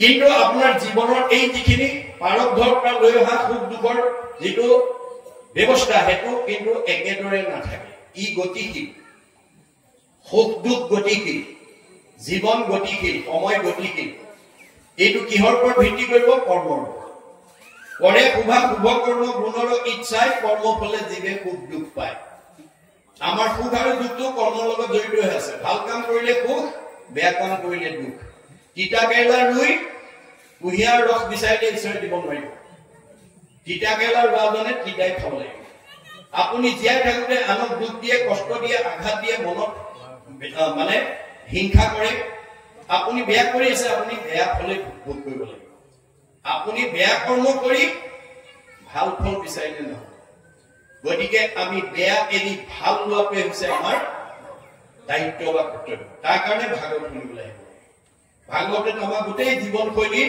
এখন দাপোন ৰূপে আমাক দেখাইছে আমি জীৱন যাত্ৰা পথত কেনেকৈ গ'লে আমাৰ উন্নতি হ'ব কেনেকৈ গ'লে অধুন্নতি হ'ব ভগৱান একেজনেই কিন্তু পথ দুটা এটা বাওঁ এটা সোঁ আপুনি মইনো দূৰৰ কথা আপোনাৰ যিজনক ভগৱন্তই ভাৰতবৰ্ষৰ বেদজ্ঞ পণ্ডিত বেদজ্ঞ শাস্ত্ৰজ্ঞ টিকালজ্ঞ ধ্যানত ভগৱানক সাক্ষাৎ কৰিব পৰা যোগ্য ব্যক্তি কৰি মানে ব্যাসক পঠাই দিছিল কিন্তু প্ৰয়োগ কৰিব নজনা কাৰণে ব্যাসো জীৱন্ত কালতে অসন্তুষ্ট ভুগিব লগা হৈছে দিনেক পূৰ্বতে পৰা সৰস্বত ঋষি বদৰিকা শ্ৰমত আচন্ত ব্যাস দুখী কেনেকে আছে উগুল থুগুল মন নাহি সুখ শান্তি নপান্ত উপায় একো মনে কুলি গান্ধী তেওঁ উগুল থুগুল মন এটালৈ বহি আছে। কিয় তেওঁ এই উগুল থুগুল মনটোৱে ক্ৰিয়া কৰিছে ভাবি চিন্তি উত্তৰ বিচাৰি পোৱা নাই।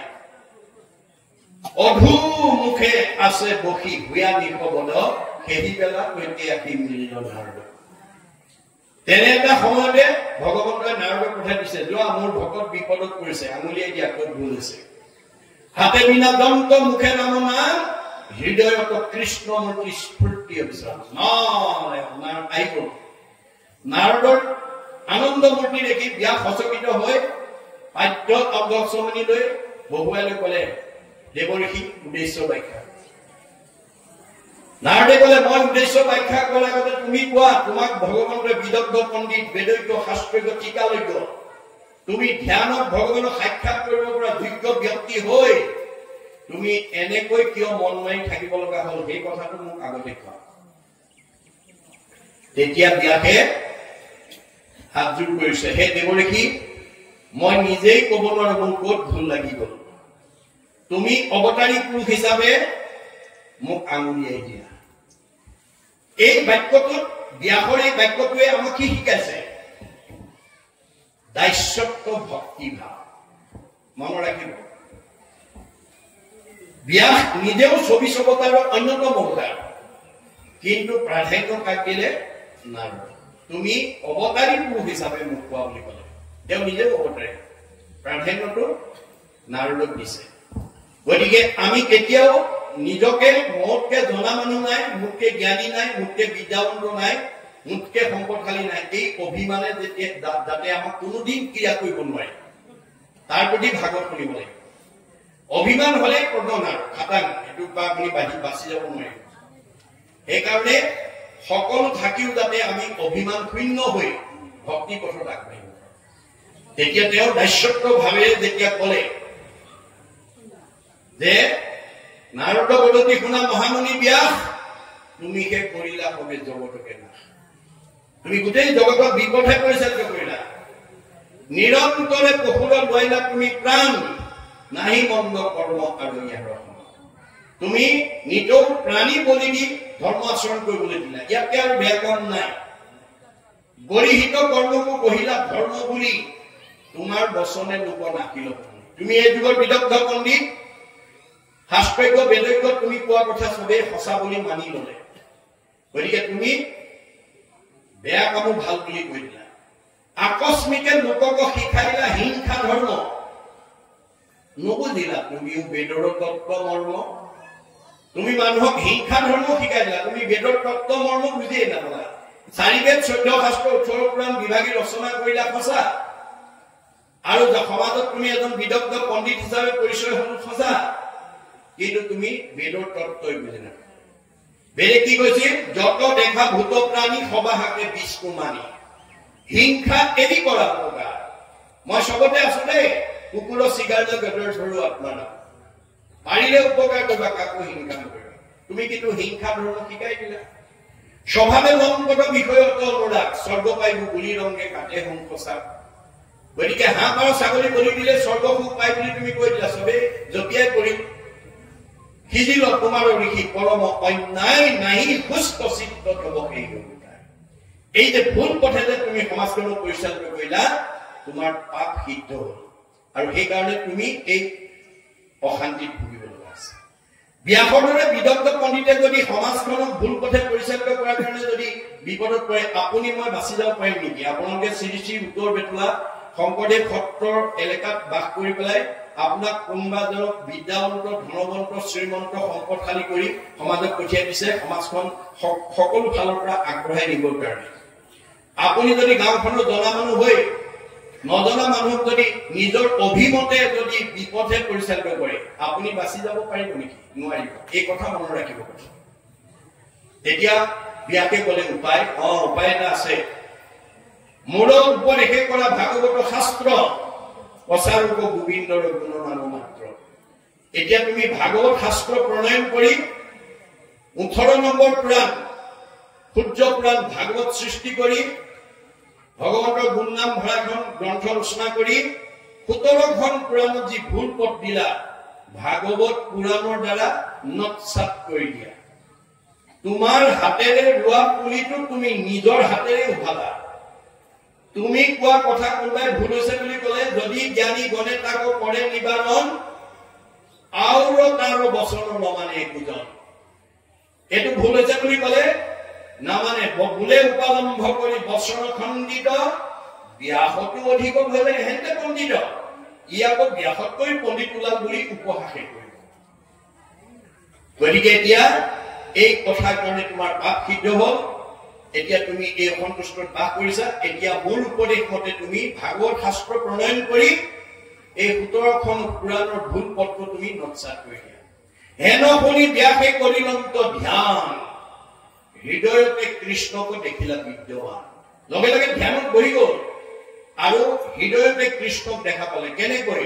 বাম পাশে মায়া, দক্ষিণত ভক্তি মা। দেখি ব্যাস দেখিল ৰোমাঞ্চ হৈ লগা। মায়ে বান্ধন্ত ভক্তি মাও মেলা মন্ত, দুহান্ত মধ্যত আশা ভগৱন্ত। মনত ৰাখিব, আমাৰ প্ৰত্যেকৰে হৃদয়তে ভগৱন্ত আছে, কিন্তু পদ দুটা দিছে, এটা বাওঁ এটা সোঁ, এটা আগম এটা নিগম, এটা প্ৰবৃত্তি এটা নিবৃত্তি, এটা সকাম এটা নিষ্কাম, এটা সগুণ এটা নিৰ্গুণ। আমি কোনটো পথেদি যাব লাগিব? যে বাম পাশে মায়া, দক্ষিণত ভক্তি মা। মায়ে বান্ধন্ত, আমি যদি আগম বেদৰ আগম মতে যাওঁ, বাম হৈ যাওঁ, তেতিয়া আমি এই সংসাৰত বান্ধ খাই থাকিব লাগিব, অহা যোৱা কৰি থাকিব লাগিব, পুনৰপি জনমম পুনৰপি মৰণম হৈ থাকিব। আমি এতিয়া কোনফালে যাব লাগিব? নিগম পথেদি, ভক্তি পথেদি যাব লাগিব। এয়া হৈছে ভাগৱতৰ মত। যদি ভক্তি পথে যায় আপুনি মুক্তি হৈ যাব, আৰু যদি বেদৰ আগম পথে যায়, এতিয়া বেদৰ আগম পথে কৈছে কি বুলি? হেৰা জীৱশ্ৰেষ্ঠ মানুহ, তোমালোকে মানুহ নামৰ উপাধি পোৱাৰ লগে লগে তোমালোকৰ 5টা ধাৰ লাগি আহিছে, আৰু এই 5টা ধাৰ পৰিশোধ কৰিবৰ কাৰণে তোমালোকে 5টা যজ্ঞ কৰিব লাগিব। কি 5টা যজ্ঞ? ঋষি যজ্ঞং, দেৱ যজ্ঞং, ভূত যজ্ঞং, স্বস্বৰ্গদা নিযজ্ঞ, পিতৃযজ্ঞস্য যথাশক্তি নহাবে। এই 5টা যজ্ঞ কৰিব। এইটো বেদৰ আগম মনত ৰাখিব। ঋষি যজ্ঞ বেলাদি পাঠ কৰিব লাগিব, দেৱ যজ্ঞ হোম দিব লাগিব, পিতৃযজ্ঞ শ্ৰাদ্ধ দিব লাগিব, ভূত যজ্ঞ বলি দিব লাগিব, নিযজ্ঞ অতিথি সেৱা কৰিব লাগিব। তেতিয়াহে আমি মানুহ জন্মত লাগি অহা 5টা দিনৰ পৰা মুক্ত হ'ব পাৰিম। কিন্তু গুৰুজনাৰ প্ৰপন্ন শিষ্য মাধৱদেৱ আৱিৰ্ভাৱ হৈ জীৱশ্ৰেষ্ঠ মানুহক ক'লে, হেৰা জীৱশ্ৰেষ্ঠ মানুহ, বেদৰ আগম বাদে যিটো 5টা ঋণৰ কথা কৈছে সেইটো সঁচা, পিছে 5টা ঋণ পৰিশোধ কৰিবৰ কাৰণে যি 5টা যজ্ঞ কৰাৰ কথা কৈছে, সেইটো নকৰাকৈ অতি সহজে আমাৰ ঋণ মুক্ত হোৱাৰ ব্যৱস্থা আছে। মাধৱদেৱে ভক্তি ৰত্নাৱলীত এই কথা আমাৰ জগতবাসীৰ কাৰণে দি থৈ গৈছে। শংকৰ মাধৱে দশম কীৰ্তন ঘোষা ৰত্নাৱলী গীতা ভাগৱতৰ এই কথাবিলাক কেৱল অসমৰ বা ভাৰতৰ সংঘ বা অনাসংঘৰ বামুণীয়া বা কীৰ্তনীয়াৰ কাৰণে দিয়া নাই, বিশ্ব মানৱৰ কাৰণে দেই, মনত ৰাখিব। শংকৰদেৱে ভাগৱত ৰচনা কৰিছে বিশ্ব মানৱৰ উদ্ধাৰৰ কাৰণে, আৰু সেইকাৰণে তেওঁ উবা নৰলোক হৰি ভজিক বুলি কৈছে। ধৰা ইটো উপদেশ, এৰা আলোজাল জীৱা কটকাল জৰা ভৈল কৰবি। শংকৰদেৱ বিশ্বৰ গুৰু, বিশ্ববাসীক উদ্দেশ্য কৰি কৈছে, যাৰ কাৰণে মাধৱদেৱে তেওঁ দৰ্শন অধ্যয়ন কৰি মন্তব্য দিছে, But Shankardeva was alone, able to do. Nowadays, the whole army of the English-knowing people cannot do. বিশ্বত এতিয়ালৈকে যিমান বিলাক গুৰু আৱিৰ্ভাৱ হৈছে, শংকৰদেৱে বিশ্ববাসীৰ কাৰণে যিমান অৱদান দি থৈ গৈছে, সিমান অৱদান কোনো গুৰুৱে দিব পৰা নাই। আৰু সেইজন গুৰু অসম মাতৃৰ বুকুত আৱিৰ্ভাৱ হোৱাৰ কাৰণে অসমৰ মানুহক তেওঁ ভূয়সী প্ৰশংসা কৰিছে। মহামানৱ মহাত্মা গান্ধীয়ে কি বুলি কৈছে? Assamese indeed fortunate, for Shankardeva has 5 centuries back given to Assamese people an ideal which is also my ideal of Ram Rajya. মই যিখন ৰাম ৰাজ্য অসমত প্ৰতিষ্ঠা কৰা মানৱ কৰি আহিছিলো, শংকৰদেৱে 500 বছৰ পূৰ্বতে সেই ৰাম ৰাজ্য অসমত প্ৰতিষ্ঠা কৰিছে। অসমবাসী সঁচাকৈয়ে ভাগ্যৱান। কিন্তু আজি অসমবাসীয়ে গুৰুজনাৰ দৰ্শন সঠিকভাৱে অধ্যয়ন নকৰাৰ কাৰণে আজি আমি একে সমাজতে একে ঠাইতে থাকি আমাৰ মাজত বিভাজন হৈছে। এইটো আমাৰ কাৰণে দুৰ্বলতা। যে কি নহওক, এতিয়া আমাৰ দেৱৰ্ষি নাৰদে যেতিয়া ব্যাসক ভাগৱত ৰচনা কৰিবলৈ ক'লে, তেতিয়া তেওঁ ধ্যানত বহি এই তথ্য পালে যে একেজন ভগৱান আমাৰ হৃদয়ত আছে, এটা বাওঁপথ এটা সোঁপথ, এটা আগম এটা নিগম, এটা প্ৰবৃত্তি এটা নিবৃত্তি, এটা সকাম এটা নিষ্কাম, এটা সগুণ এটা নিগুণ। এতিয়া আমি প্ৰকৃততে কোনটো পথেদি যাব লাগিব? ভাগৱতে আমাক কৈছে যে তোমালোকে মায়াৰ পথত আগম পথেদি যদি যোৱা সংসাৰ চক্ৰত ঘূৰি থাকিব লাগিব। গতিকে নিগম অৰ্থাৎ ভক্তি পথেদি যদি যোৱা যায়, তেতিয়াহ'লে আমি জীৱ ইয়াৰ পৰা উদ্ধাৰ হৈ গুচি যাম। এইটো গোটেই জগতবাসীৰ কাৰণে কৈছে। সেইকাৰণে আমি এতিয়া বহুত মানুহে ব্যাসৰ 17খন পুৰাণৰ কথা মতে কাম কৰি আছো। এতিয়াও আমাৰ সমাজত যাগ যজ্ঞ পূজা পাতল কৰা মানুহৰ সংখ্যা বাঢ়ি আছে। সেইকাৰণে ভাগৱতে কৈছে, কতো মন্দমতি শাস্ত্ৰ নকৰে বিচাৰ, কৰৈ কৰ্ম ধৰ্ম পূৰ্বপুৰুষ আচাৰ। আমাৰ সমাজত এতিয়া বহুত মানুহে পূৰ্বপুৰুষৰ নিয়ম মতে ধৰ্ম আচৰণ কৰি আছে। তেওঁলোকৰ শাস্ত্ৰ জ্ঞান নাই, নাহি জ্ঞান ধৰ্ম মাত্ৰ কৰে। বলি বিশ্ব পঞ্চযজ্ঞক আচৰে, এই পঞ্চযজ্ঞ আচৰণ কৰি আছে।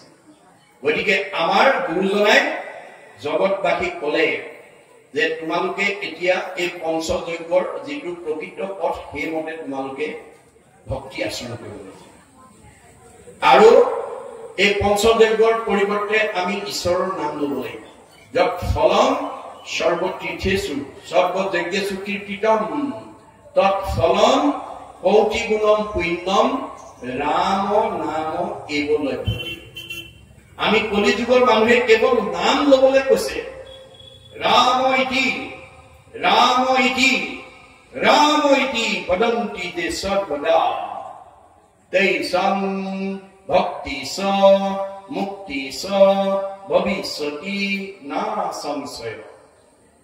কেৱল ৰাম বুলি কৈ থাকিব কৈছে। নাম বুলিলে ভক্তি মুক্তি চব, কোনো সন্দেহ কৰিব নোৱাৰে। আগৰ যুগত যজ্ঞ পূজা কৰি যি ফল পাইছিলে, কলি যুগৰ মানুহে ভগৱানৰ নাম ললেই সেই ফলৰ দিকে ধ্যানে যজ্ঞে পূজাৰো বহিছে যেন ফল, হৰিৰ কীৰ্তনে তাক সাধয় সফল। এতিয়া আমি কলি যুগৰ মানুহে কেৱল ঈশ্বৰৰ নামৰ প্ৰতি গুৰুত্ব দিব লাগিব। পূজা পাতল কৰিব পাৰিব, কিন্তু ফল নাপাব। হৰিৰক কিয় মানে আমি ঈশ্বৰৰ কীৰ্তন এৰি যদি অন্য পূজা সেৱা কৰো, তেতিয়াহ'লে কলিত হৰিৰ কীৰ্তন এৰিয়া অন্যত্বৰ ধৰ্ম আচৰে মিছাতে কেৱলে শ্ৰম মাত্ৰ পাবে, একোৱে ফল নধৰে। কাৰণ কলি ধৰ্মটো যাগযজ্ঞ নহয়। ভগৱানে নিজেই অৱতাৰ হৈ কোনটো যুগত কোনটো সেৱা কৰিব লাগিব, পূজা কৰিব লাগিব কৈ থৈ গৈছে। সত্য যুগত হৰি অৱতাৰ হৈ জগতবাসীক কৈছে, হেৰা জীৱশ্ৰেষ্ঠ মানুহ, তোমালোকে জীৱশ্ৰেষ্ঠ মানুহ হিচাপে এই সংসাৰৰ পৰা উদ্ধাৰ হবলৈ হলে তোমালোকে সকলোৱে ঈশ্বৰক ধ্যান কৰিব লাগিব। আৰু ধ্যানৰ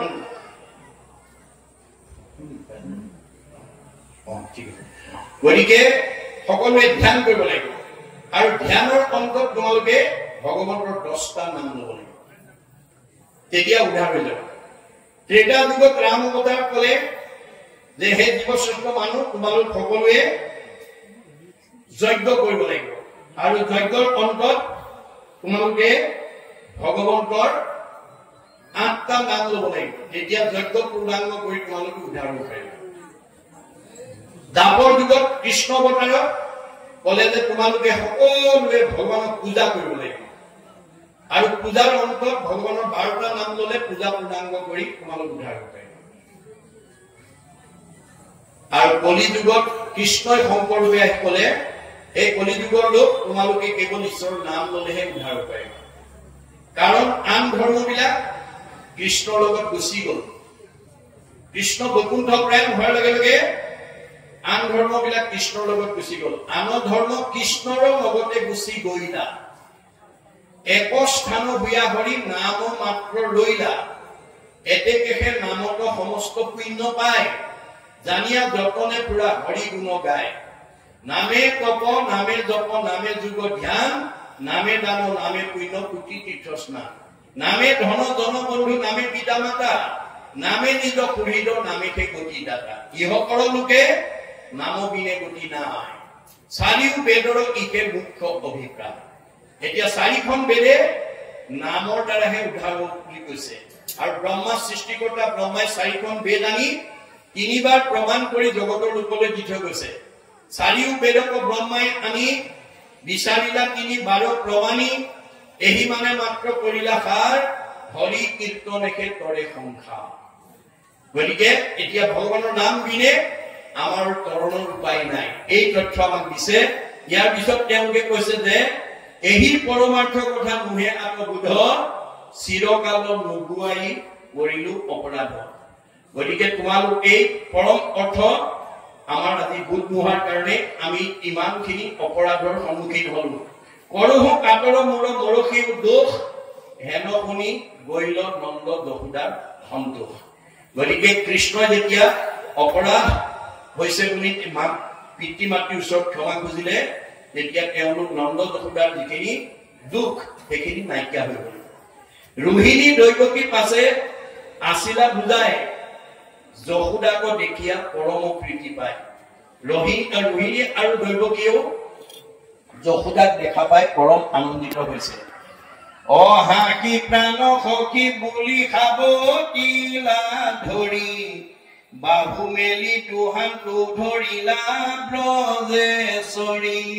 গতিকে দুয়োজনীয়ে কি কৰিলে, যশোদাক সাৱট মাৰি ধৰিলে। অপাপী কংসে যত যত ভঞ্জাইলা নিকাৰ